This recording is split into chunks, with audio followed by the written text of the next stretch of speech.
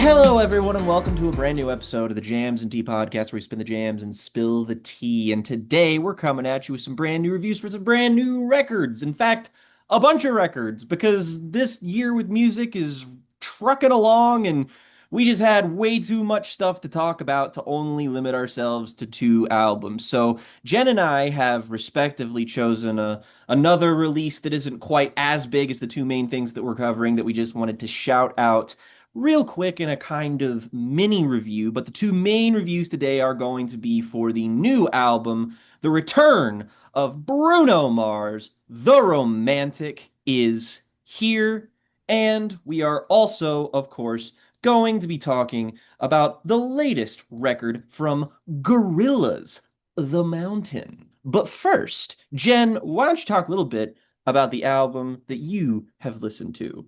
So I listened to the new Femtanyl record, Man Bites Dog. Femtanyl is a digital hardcore musician. They were on the last Danny Brown record, if you want to go off of something that we talked about on the show as a way to get into this artist. But this is my first time listening to anything that Femtanyl has put out. This came out around Valentine's Day. It's their debut album, and I really like it a lot. It's a great mix of electronic and industrial music with all of these great like synthy juke jams. The first track, Body the Pistol, really gets you going in terms of this feels like a live album where the energy of the performer is really kind of radiating through all of the album's different movements. And I love Noel Stockwood, the main performer of Femtanyl. I just love the energy that they bring even through all these like layers of vocal manipulation that's going on in that part of the mix. There's still a character that really shines through all across Man Bikes Dog, through its, acid breaks, through its kind of hardcore breakdowns that it goes through. It's a very interesting mix of like punk and dance music and hardcore music that I ended up really, really liking and just wanted to shout out as part of the show this week. Awesome. Okay, I'll have to check that out because it does sound at least partially up my alley. The album that I wanted to shout out this week is, of course, the latest release from singer, songwriter, indie musician Mitski. We talked about the last two albums that Mitski released on this show, primarily 2023's The Land is Inhospitable and So Are We, which was honestly a year highlight in terms of songwriting in that particular year. A really banner release. I was thinking that album was something that I think Mitski fans were really clamoring for just because we've kind of gotten in a cycle with her where she kind of releases an album that's a little bit less substantial and maybe a little bit more, not necessarily experimental, but kind of fringe and just a little bit weirder. And then she kind of bounces back to what's more kind of expected from her. And 2022's Laurel Hell wasn't like a disliked album, but it was kind of seen as a disappointment. And even then, before that, Be the Cowboy was kind of a dalliance into a poppier sound that maybe Mitski's earlier fans didn't really latch onto quite as strongly. And as the type of musician that Mitski is, I am a fan, though I am not head over heels. I'm not like a true Mitski head, so take what I have to say with a bit of a grain of salt. But I mean, I love albums like Bury Me at Makeout Creek. And with this album, 2026's Nothing About to Happen to Me, we kind of see that this is the less substantial album follow-up from the previous. But that being said, I think this is one of her better, lesser albums, which I know doesn't sound like a compliment, but it is, because this is kind of an effective sample platter of Mitski and the sounds in which she works in. Like, there's some moments on here that are like pedal steel guitar, alt country ballads that do remind you of the stuff that she did earlier on or on the last record. And then there's some stuff that's a little bit noise rockier, which is way more like her earlier stuff that makes her sound a little bit like she's trying to do a kind of PJ Harvey type thing, which personally I am a huge fan of. So I'm really into that. And on this record, it feels a bit more tonally light. Like The Land is Inhospitable and So Are We is an album that was, that was a bit of a heavy record. It was a lot about Mitski still struggling with things like alcoholism, which she does write about on here as well. but it sounds like she's in a bit more of a stable, confident place. And overall, I think the album's really consistent. It gets off to a bit of a slow start with songs like In a Lake and Where's My Phone, which are good examples of Mitski's basic songwriting and idiosyncrasies, but they also feel like they're deliberately kind of holding themselves back. There doesn't really feel like a genuine, huge emotional pull that I get from her best music. But this album still does have plenty of really good highlights. I think that Dead Women is a really understated moment where Mitski is kind of writing from the perspective of women as a whole, and that sounds kind of glib, but in the way that she attacks this concept in sort of framing the death of this woman as kind of a proxy for the way that women as a whole are treated, it's a really, really effective and really striking moment that leapt out at me, and I was quite impressed with it. And there's also album highlight I'll Change for You, which is this really kind of raucous and fun, like metropolitan Billy Joel-esque pop song, but with Mitski songwriting sensibilities, and it goes over like gangbusters. I haven't really heard her do much like this before, and I enjoyed that. And the closer, Lightning, is absolutely terrific. There are moments that work for me a little less in the back half that kind of lean into weirder indie rock stuff that sounds straight up like Sufjan Stevens on song like Rules with all those really buzzy horns. And it's a bit insubstantial lyrically speaking, but on the whole, I think this is an album that Mitski fans are probably going to latch onto a little bit stronger than some of her efforts in recent years. It's no barn burner, it's not going to be a year highlight for many, but I'm glad I listened to this. It's a solid record and I think a worthwhile addition to her catalog. I would put it above albums like Laurel Hell or Be the Cowboy personally, but yeah, give that a shot if you're already a fan. I don't think this will convert you if you're not already super into, but give it a shot. And now that we've done that, let's move on to the records. Jen, what should we start with today? Just because I have some complicated thoughts about these two albums here today, and I'm Okay. not really sure where to begin, if I'm honest. I think I want to start with Bruno Mars just That's a good one. because this week between these two records, Bruno Mars is the thing that I have been thinking the most about. Bruno Okay, Mars not just me then. All right. Bruno Mars as a cultural object has been a very interesting thing to revisit and think about while listening to this new album, The Romantic. Because here's the thing about Bruno Mars is that this album landed in my space with a kind of surprisingly soft impact, which Yeah. I really was not expecting. Because if you've been paying attention for the past, I don't know, 4 or 5 years, Bruno Mars has been building himself up as kind of the elder statesman of pop music, sprung off of his very influential music of the early and mid 2010s. Because I went back and listened to almost all of Doo-Wops and Hooligans while thinking about all of I this. I really hate that album. I just want to throw all my cards on the table. But the thing is, no matter how you feel about doo-wops and hooligans, you've got Grenade, Just the Way You Are, The Lazy Song, Marry You. Those are not even the only songs on Inescapable. there that I would say are definitive songs of that early 2010 era. And the follow-up Unorthodox Jukebox doesn't have as many like Mm-mm. era defining hits, but the ones that are there stand parallel in terms of notoriety with the ones off of Doo-Wops and Hooligans. And what was interesting is that when Bruno Mars became this kind of glistening pastiche of soul music of a previous era, more thoughtful music criticism took a lot more kindly to what he was trying to Oh, do. yes. Because when Uptown Funk and 24 Karat Magic cemented Bruno as like a soul tribute act and a funk tribute act, there was really something to what Bruno Mars was bringing into the pop music space. Because, like it or not, Bruno Mars was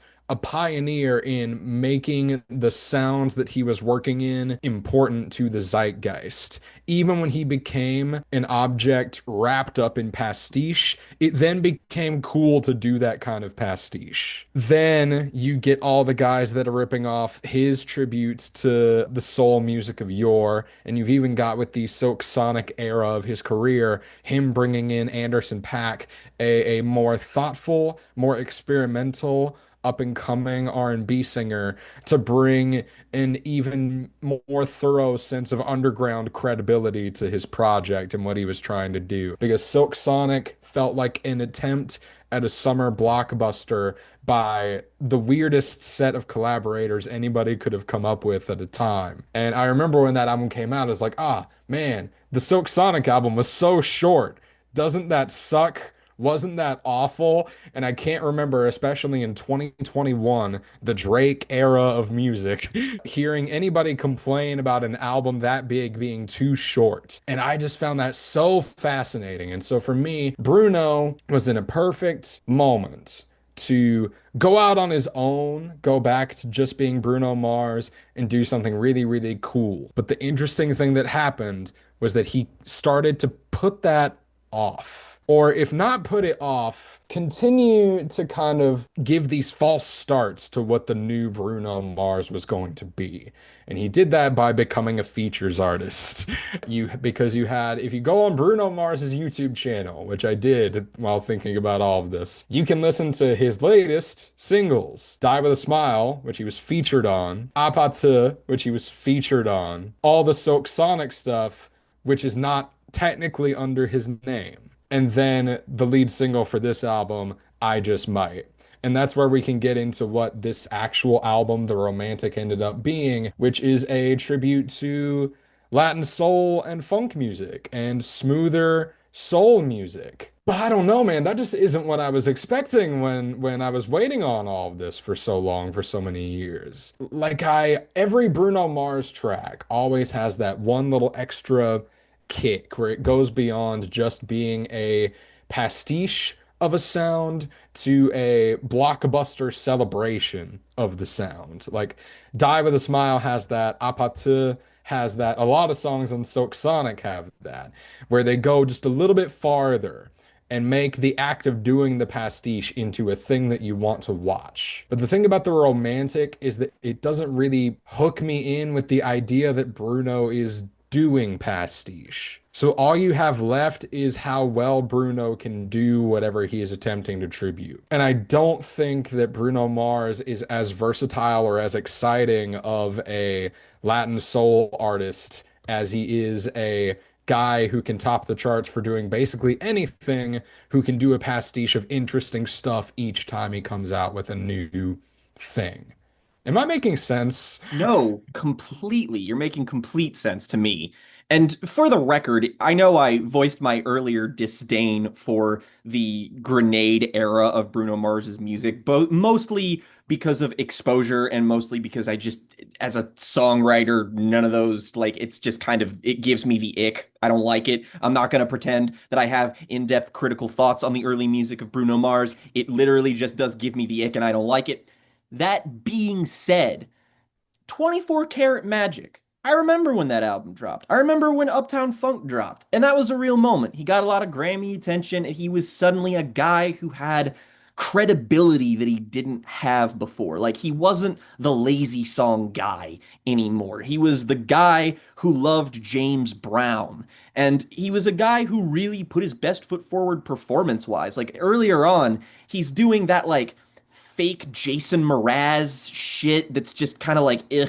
And then he leans into the more like Philly soul stuff, and it's like, oh, okay, you really found what you're good at. Because make no mistake, Bruno Mars is an A-plus performer. When it Yeah. comes to actual singing, when it comes to sounding like he is invested in his performance, he's really never put a foot wrong, and I wouldn't even say this album is an exception to that. And I think that 24 Karat Magic, that's not an album that holds up in the way that maybe everybody would want it to, but the hits, they hit. Some of the deep cuts, really good stuff.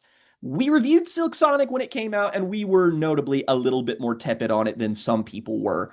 But that being said, again, in retrospect, I still thought it was a breath of fresh air. I mean, that is a expensive sounding album, and it was ambitious with its song structures. It had good chemistry. I love Anderson .Paak. It had a really interesting sense of humor too. There was a lot of interesting wrinkles in it, and you're right, it was kind of a balm to an era where we were just inundated with long album after long album that had so much insubstantial material. I like it when somebody condenses all of their passion to something that's a little bit brighter and more colorful.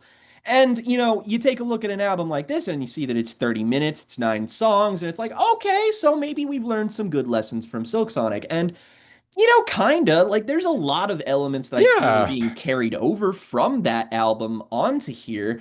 And this is where I need to admit that I'm going to start flailing a little bit because the first thing I'm going to do is recommend that you all go and watch probably the best piece of music criticism I've seen all years thus far, which is the latest. One of my favorite people on the platform, Mark over at Spectrum Pulse, put out a review of this record recently. And frankly, I really couldn't say a lot of that better myself, in that Mark's real review of it was kind of talking about the climate of its very release a little bit more than the album itself, and the way that pop music is propagated and how kind of poptimism has evolved into this kind of weird influencer culture that's just kind of toxic and scary. And frankly, it's something that everybody should be a little bit cognizant of. So I would recommend you go watch that if you want to hear somebody more eloquent put their thoughts to the paper. But with this, I am struggling here to tell you all why this album made me feel absolutely fucking nothing while listening to it. Because again, I'm serious when I say the performances on here are good. A lot of the instrumentals sound very nice. It again is indebted to some of that Philly soul and occasionally some like reggaeton and more Latin influences that are nice and sound a little bit more contemporary, but I mean, they fit Bruno like a glove. And some of the hooks here, really, really solid.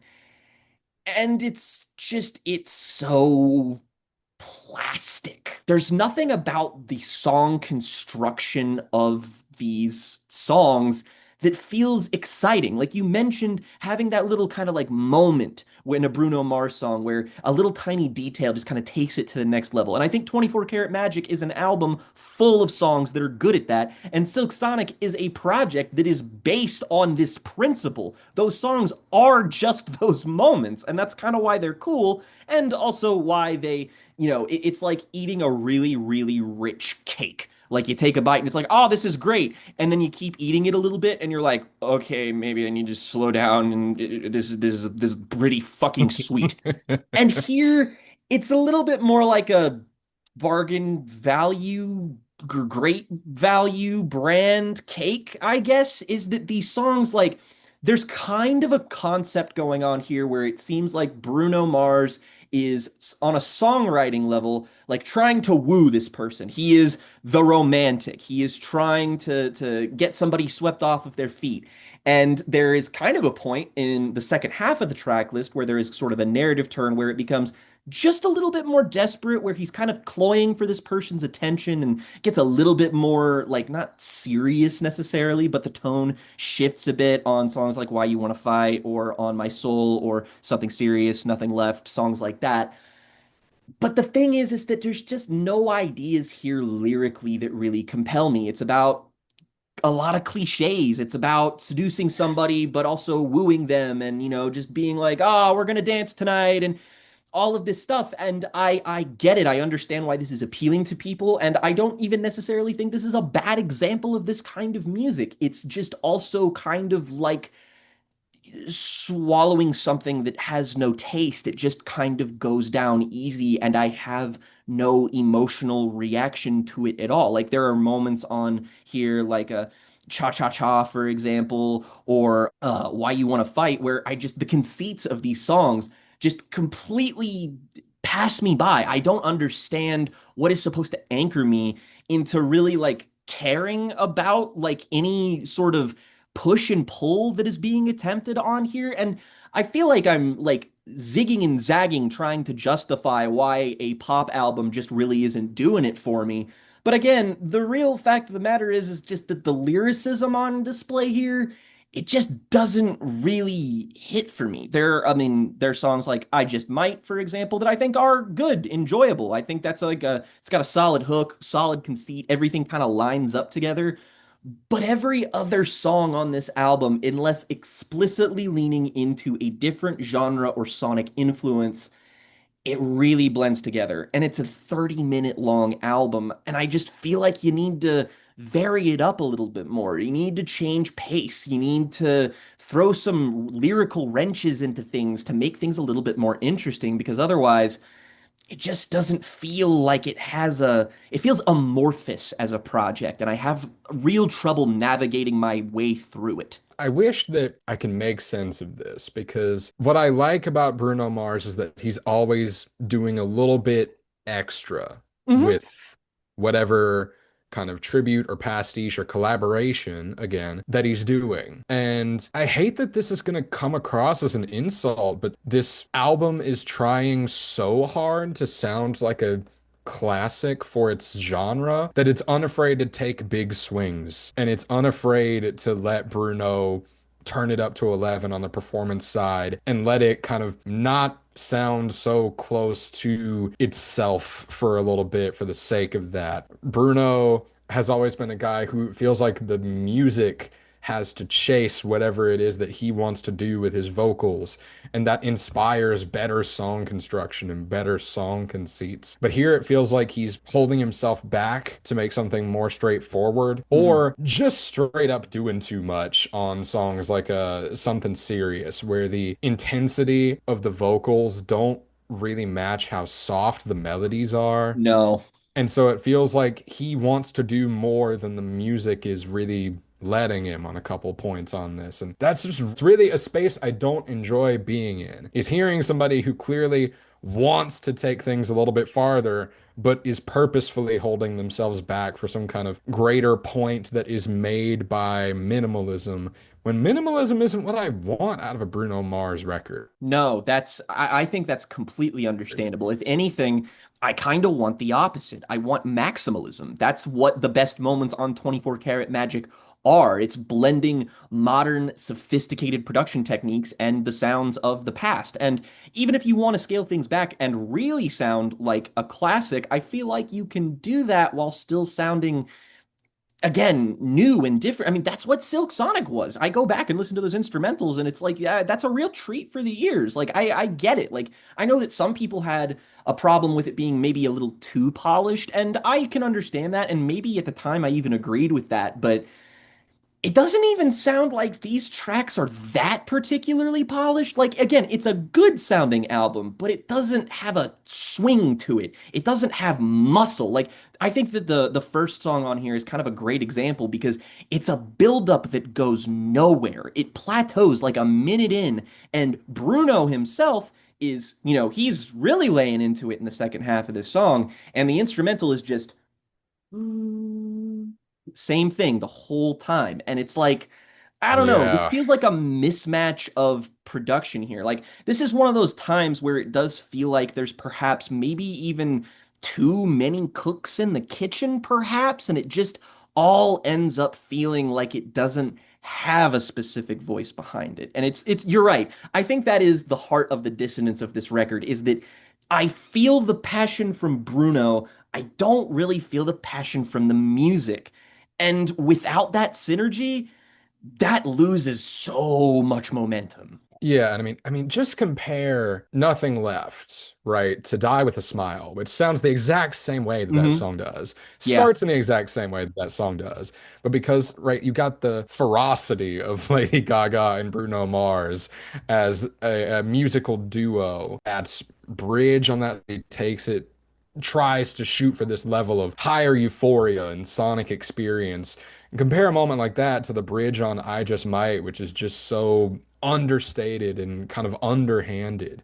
Yeah. This album doesn't feel like it's going for any iconic moments like so many parts on Silk Sonic felt like it was going for. Like, I mean, hell, so many memes came off of Oh Silk my Sonic God, just because yeah. they were doing so many weird things with their vocal performances and with the song structure. And you don't get anything on this album anywhere close to that last verse on what's the one after last night where they're just doing this simple little melody, but because the synths are so dense and Bootsy Collins's little emceeing is so over the top and gauche, like you just kind of have to admire the effort on display by pure virtue of how much of it they're able to put in front of you all at once. And this album doesn't really give me any of those moments where I don't feel the effort coming through all at once. No, And that leads to a you're lot of right. this album feeling kind of underwhelming compared to what I usually expect out of a Bruno Mars record. Completely agree with you. And it sucks because you take a look at like the production credits on the album, and there is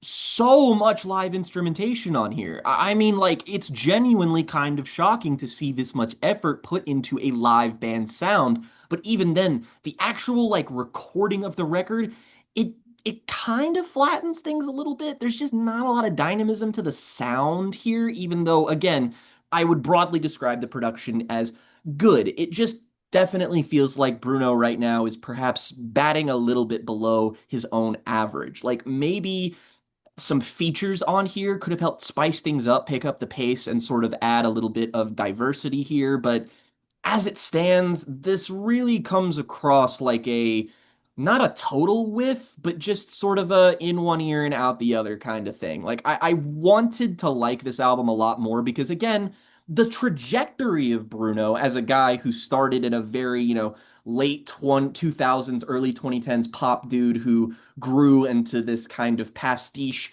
sensation and then started to get some alternative credits. Like that trajectory is squarely going upward. That's a really good like, and even if I didn't love Silk Sonic, I still get it and I would still want to see, like, I hope that there is another Silk Sonic album because that's a formula that deserves to be elaborated upon. But this is the first time where it feels like we might be seeing a little bit of stagnation from Bruno rather than growth, and it's a little disappointing to see from one of pop's more reliable male voices in the sphere right now. So yeah, it's a little disappointing to say that I can't in good conscience really recommend this. It's a bit it's just a bit, I feel like If stale I is the wrong word, you know?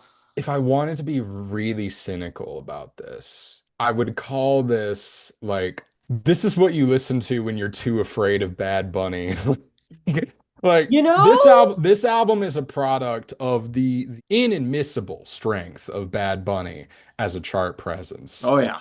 Has contributed probably to Bruno going in this kind of more classical Latin soul direction. But this is an album for people that don't want like progressive thought brought into these genre spaces. They want the safe bet, the safe tribute act. You know, what plays on the those crappy covers that play on the radio in the Mexican restaurants. Like Yeah, yeah. I mean, if you want to be a little bit more brave about it, it's white people's idea of what this music kind of sounds like. And it's a shame because like with Bad Bunny and stuff, like you go back to his recent album and it's like that straddles the line between pop accessibility and genuine substantial, like that's a good album. Like not even good, I'll fucking say it's a great album, honestly. And like think about the way the percussion on an album like that sounds. And it's big. It has rhythm to it that is just you cannot resist moving when listening to it. And here it's kind of like a, well, it's for people who don't want to dance outside of the car that they hear this album in. oh my God. That's really hard. It is, though I think the That worst is thing that I've is an heard about this album unbelievably this week is hard. that this is wedding playlist core, which I also can't really disagree with. That's unbelievably hard rhetoric for an album that I feel very good about. Yeah, yeah. So, But if that's the issue. That's what I'm telling you the issue is that I don't exactly, feel passionate about this, and I it's should. it's Even like when I didn't like Bruno Mars's music back in the doo-wop days, I was passionate about it, and it felt important because it felt like it was building off of something. This is like the least enthusiastic thumbs down I'll ever give because I can't even be passionate in my mild dislike because it's like, oh, it's not like it wasted my time, it was pretty quick. It was not I wouldn't say anything about this album is lazy per se. I would say that maybe intellectually if you wanted to get high-minded about it, but you don't have to get high-minded about pop music. But the thing is that when you start doing the pop music doesn't have to be X argument, you immediately are admitting critical defeat. It's like, oh, pop music doesn't have to be, what it does have to be is entertaining. That's once you start making excuses, we've lost the plot. We gotta move on to something else here, guys. But it's what it is. And I'm not putting it aside for the fact that maybe Bruno comes out with something in a couple of years that really wins me back over and wins a bunch of people back over. That's totally possible because he's still an active chart presence and has been consistently for a while. That being said, I even just now I find his choice of collaborators, the series, the run that he's been on weird. with weird but interesting, right? Yes, That's kind of the point that I was trying to make earlier by monologuing about, you can go on Bruno Mars's YouTube channel and it's like featuring Bruno Lady Mars, Gaga. featuring Bruno Mars, What? featuring Bruno Mars, but all three of them are different songs that are all interesting next to each other. Precisely. And I want to believe that can pave the way for something in the future. And it does feel like right now he's a little bit more focused on being the interesting presence in other people's music and not even really necessarily his own. But that doesn't mean that we can't take a turn here. Just maybe you know, take like a week off from the Vegas residency and maybe put the pen to the pad a little bit with the writing, and then we might have something. That's all I'm saying. Get Pac back in the studio and make some magic happen, brother. But you know, Yeah. Yeah. Eh. and okay. Now that we do have that out of the way, I can at least summon a little bit more enthusiasm for Talk to something me that, about Gorillaz. yeah, Let's do okay. it, man. So here's the thing is that one of my most long-standing, not even controversial opinions, but just opinions that feel deeply incongruous with who I am on a spiritual level is that I'm just not really a big Gorillaz guy. I've never really understood. Like, I love a lot of hits. I love a lot of the stuff on like the self-titled and Plastic Beach. We did a classic album review for that before the most recent album before this came out, and I like Plastic Beach. But like this is a band that people in our generation are like, they are enshrined. They are beloved. They have, spin-off comics and art that are as popular as the music itself. But that being said, we've kind of mentioned in the sort of lead up to this when we talked about anticipated albums this year that Gorillaz have been in a weird place ever since Humans. Like Song Machine notwithstanding, and that's kind of a project that sort of was born from the ether. It like was born out of different collaborations and sort of manifested as this thing that, it wasn't originally an album, but it just kind of became one. And that became something that the fan base latched onto strongly. And that is a good album, but it was something where I was just kind of like, yeah, I think my ceiling with this band is just lower than everyone else's. Again, I appreciate a lot of the songs on stuff like Plastic Beach. I think that is their best album to me. But I can't say I was super enthused to get to the mountain because Cracker Island was really just a kind of default Gorillaz type beat. Like it wasn't even particularly super pleasant like the Now Now was. Like that at least had some cool vibes, some chill ambiance to it. But Cracker Island was just kind of like, I mean, I guess the song with Stevie Nicks was good, but like why did the vocals fucking sound like that? I don't know. You can go watch that review for our particular opinions. And that also has to do a lot with Damon Albarn's writing being, it's a bit untethered sometimes. Sometimes it can be quirky and funny, and sometimes it can just sound aimless and a little bit stupid. And that's not even a bad thing. Like I love plenty of music that is empty-headed and kind of stupid with its lyrics and does weird shit with its production. But with The Mountain here, when I went to listen to this, I was like, all right, what are people saying about this? How mid is it? Because again, I haven't really expected people to like a Gorillaz album in a long time. It feels like they have been in the Humans lane with very little exception.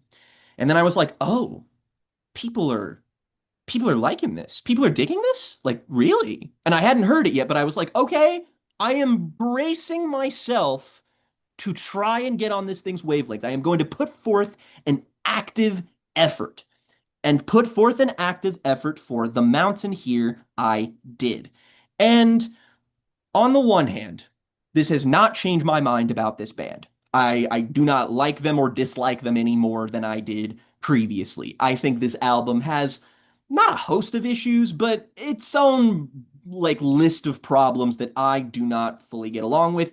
Half of that mainly because I just have some issues with the way Gorillaz construct albums.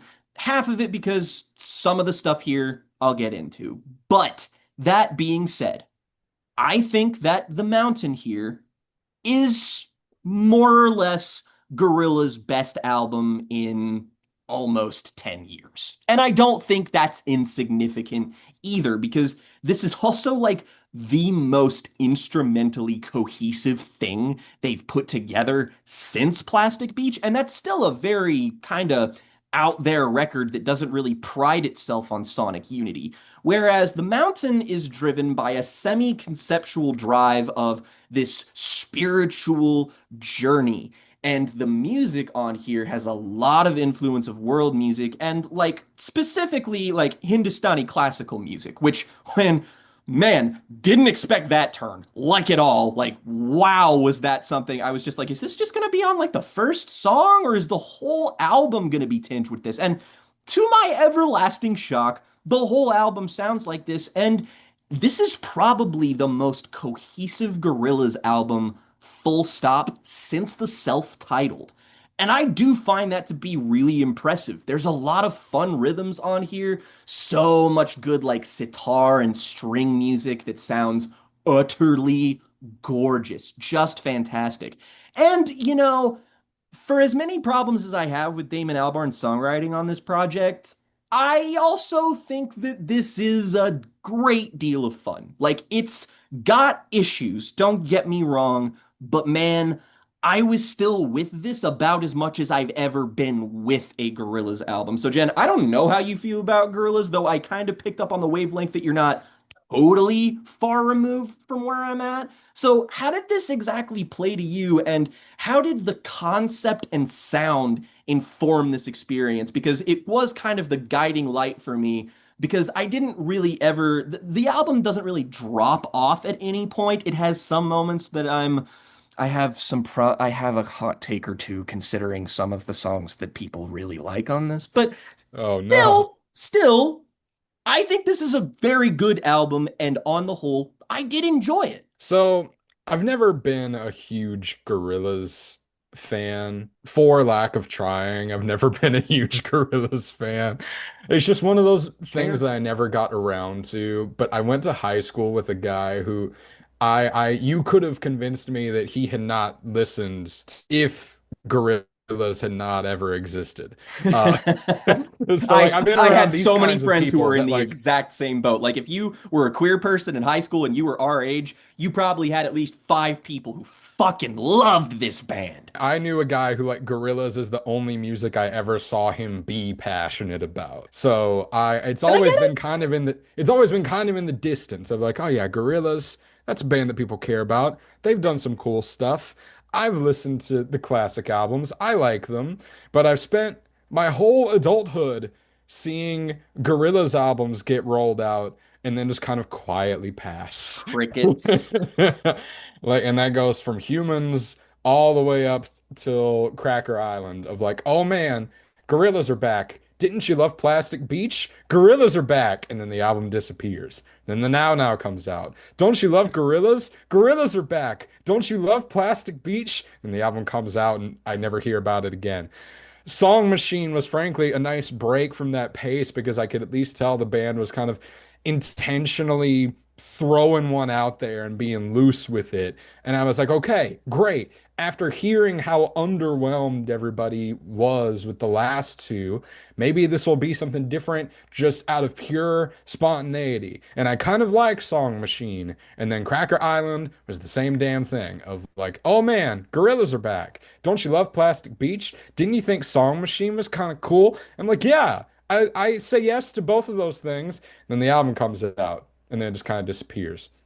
But I, like you, was stuck on the way that this one seemed to be like, no, finally, Gorillaz are actually about to put something out that could change how people look at Gorillaz, which is interesting to think about because, of course, with the rollout of this album and Damon Albarn having a mouth about as thin as a Gallagher brother, my introduction to this was a bit of resentment held toward what he said in an interview about the K-pop Demon Hunters movie, which was like, oh, they're just ripping off what we did with Gorillaz, and I'm like, dude, no. A Damon. fake band for a movie is not what you do, and a fake band for a movie charting on Billboard is not what you do either.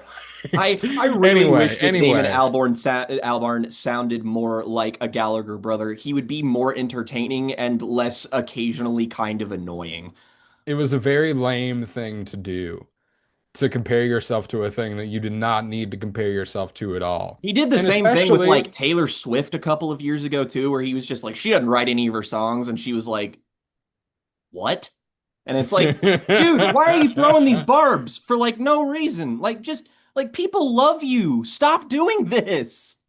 but the interesting thing was that when going into this album, I did think, oh, there is something like very interesting and like very clearly thoughtful and oddball going on here from this approach, right? Bringing in all of these elements of Hindustani classical music into this album that is about this, yeah, spiritual journey. It's a very firm concept that would make for a very great, straightforward, no frills rock album. But the thing is that this is a lot more than a no frills, straightforward rock album. There's a lot of very artful, very experimental influences and movements that go into this thing. And I think the slate of guest stars is one way to look at how ambitious this album turned out to be.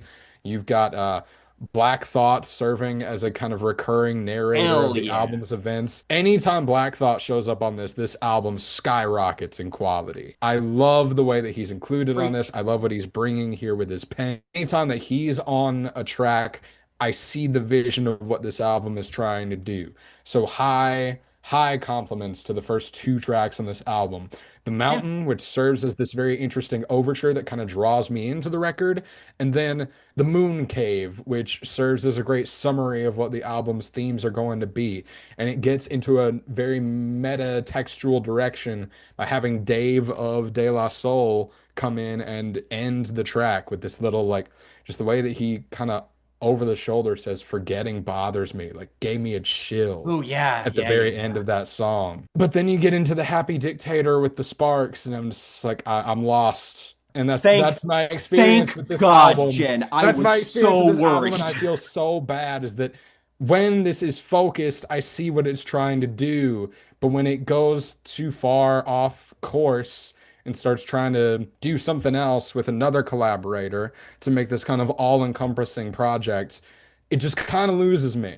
Of like, I want the focus, I want the narrative through Yes. line, and I want the conciseness that you could get out of doing an album like this. But I just feel like this album spends so much time wandering off, and I'm just at a loss of how to approach any of it when I feel like it's wandering off. Because like I don't like the Happy Dictator, I don't like the Idols song, even though I think it sounds fine, and that's the Yes. thing is that Yes. like so many of these songs that aren't as like thematically tight with the rest of it sound fine. There's a lot of great production, there's a lot of tolerable performances and interesting sonic ideas on this, but they just don't add up to how inviting the Moon Cave was to this concept for me. And don't get me wrong, there's still highlights across it that aren't just, Black Thought and Johnny Marr. Like a Cara Jackson on Orange County. I've been Yes. missing her. She adds Yeah. she adds a lot to this Love song that. Orange County. And that's one of those where it gets better as it goes along, as all these different elements get thrown in. Like the more you throw into Orange County, the more I enjoy it. And there are Mhm. many moments on this album where I would say that that applies. Like The Manifesto gets on some Yes. hard, like injury reserve level shit Best that I song on here. that I really, really love. And yeah, I think the Manifesto is my favorite song on here. But Proof then, on here, man. God, he fucking kills it. He yeah, kills Proof is it. great on this. But can we talk about the third act of this record? Yeah, I see. Before we get to the third act, let me just say I fully co-sign the Happy Dictator is the song that everybody seems to be latching on to really strongly. Not only do I kind of think that and look, love Sparks, love the kind of music that Sparks make. This is one of those times where Damon Albarn's writing just fucking like it just, I don't like it. And I also don't think it fits on this album. It's not doing anything to kind of like it, this is essentially Gorillaz doing Shiny Happy People. I was But, just saying, you know what I don't need in something that's meant to be a spiritual journey? Very blatant irony that feels like you're wasting my time with the spiritual very journey. and also it's like we all know who this song's about. Why? Like, what are we doing? Like, again, spiritual journey. This is the last thing I want to be thinking about right now. That said, we do get kind of a hard swerve back most of the time, and this album does kind of find itself in the midway stretch. I think that is far and away the best part of the record is after the God of Lying, like Empty Dream Machine, Manifesto, the combination of Delirium and Damascus I'm really into. And like there's some really interesting and really just kind of awesome collaborations on here. Well, The welcome most to the notable of show. which what? Welcome to the show, Mama. Oh, we have a friend. Hello, friend. Um, that said, some of my favorite collaborations on here, we've got Marky Smith of The Fall on Delirium, who I think adds kind of a really good, just sort of serves to be the central component in which the song kind of follows. He's the anchor that you need.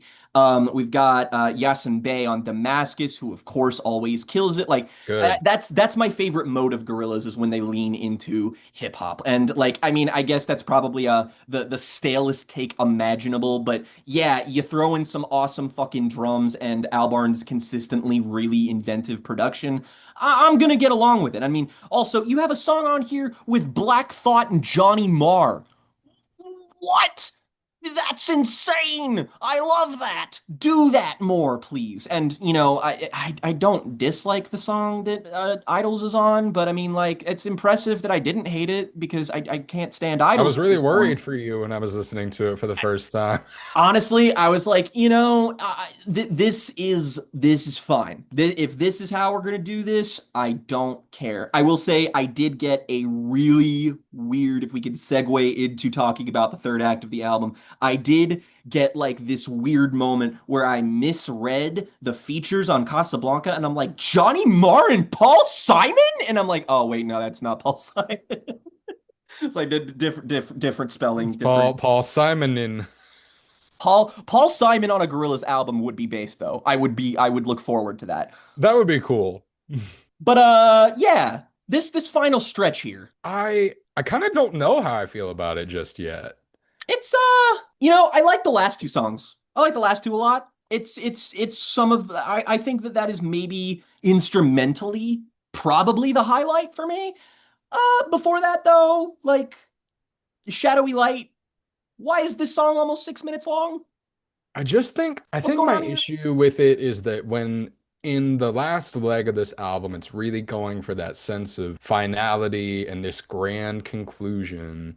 And when my main complaint about the album up until that point is how unorganized it's been, a lot of the catharsis that I should be getting out of these Yeah. final moments just don't hit as well as they could. Maybe I'll become more kind to just generally the second half of this album with time because I think it has a really strong second act and a sort of underwhelming third act because of how uneven I find its beginning, which is very it's quite the conundrum, honestly, with a concept album with a narrative conceit as grand as this one is, feeling like you're missing the first steps of what the story is supposed to be, often left me like kind of lost in what I was supposed to be getting out of it moment to moment.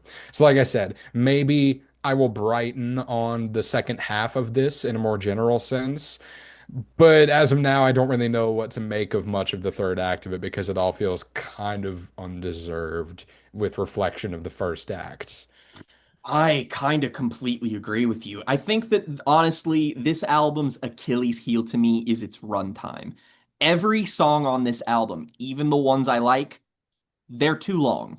They all, and I get why. And part of me is like, this could be a me thing, totally laying that out there. But they're trying to let you marinate in the experience of them. That's the spiritual journey. It's way like this is a Gorillaz album that, on the one hand, I'm deeply impressed that this album is not as typically reliant on rhythm as Gorillaz albums typically are, and still manages to be good because that's like the core strength of their sound to me. So the fact that they kind of pulled away from that, I am quite impressed. But it does lead a lot of this to feel aimless. Like I do think that the second half is stronger than the first half, but the problem is that once you're 30 minutes into the record, it all really starts to feel like the fact that this is instrumentally cohesive actually bites it in the ass a tiny bit because again, I mean, there's lots of Yeah, lush I kind of want instrumentation on here. to wander more and try more things in the second half since you're gonna try in the first half. I don't know. No, I completely get it. It is a series of contradictions, and I think it's really just a testament to the musicians at play and Damon Albarn's sort of skill as a curator that this works at all because it seems kind of designed against itself. Like it's not an album that I see myself like returning to, but I am just kind of glad that I gave it the time of day because it does shine light on the fact that Gorillaz have facets that they haven't fully dived into yet. And, considering how long their tenure of a band has been, that's pretty impressive. And they are one of the most ambitious acts in music. Like I said, what album are you going to get with Zara Larsson, Black Thought, and Johnny Marr on it? You're never going to see these collaborators work together on an album that people like ever again. That's not going to happen. But like again, this is an album that feels like it's kind of the answer to the last decade of aimless wandering that the Gorillaz have done and like just trying to find what their next step as a band even is. And this feels like the first definitive step forward. I feel like this is a confident record, and I'm glad that people seem to be digging it because even though I'm not a Gorillaz fan, like Gorillaz music being good is good for music. Like it is a Yeah. net good for all of us if we can enjoy this stuff. And I am glad that I did. It's just one of those things where I do think that it has some inherent shortcomings, but it is also just you get to a point in your life where you're like, some music is just not for me. I know that I'm relatively on the younger side, and hell, I'm still trying to expand my palette, but you can just kind of sit down sometimes and be like, yeah, I don't really have to keep trying with this over and over again because it's not for me. I'll just, turn on Feel Good Inc. and have a good time still because, it's a banger. I love me some old school shit, but like when it comes to trip hop, I'm a little bit picky. I I'm still largely positive on this record at the am end of too. the day. I hope I become more endeared to it, but I won't be surprised if I don't. I think that's kind of where my head is at with Yeah, all I of won't hold my this. breath or anything, but I'm just glad just because who wants to come on to this show and be like, Gorillas are still mid. Ugh. Like, and Yeah, yeah, no, there's like some I'm excited for what they do after this, which I couldn't have said that hope that for a Song while. Machine Volume 2 for the record, both because I think people want that and because I feel like that project series has potential. Because when you totally abandon any notion of being a cohesive album, that gives you a lot of freedom. And Gorillas already have a lot of freedom. So I mean, go out there, dude. Like, Damon, you're getting old up in there in the years. Really go for broke. Like, you have nothing to lose at this point. It's gonna like you may as well go the whole 9 yards. And I will be there for that because of this album. Like, if we got another Cracker Island, I'd be like, I'm just not even gonna bother with this band anymore. It's just not gonna be, it's just diminishing returns. I don't want to do this. And now I'm like, maybe I'll go back and listen to the self-titled. Maybe I'll like it a little bit more. Maybe I'll go back and listen to Demon Days and like it more.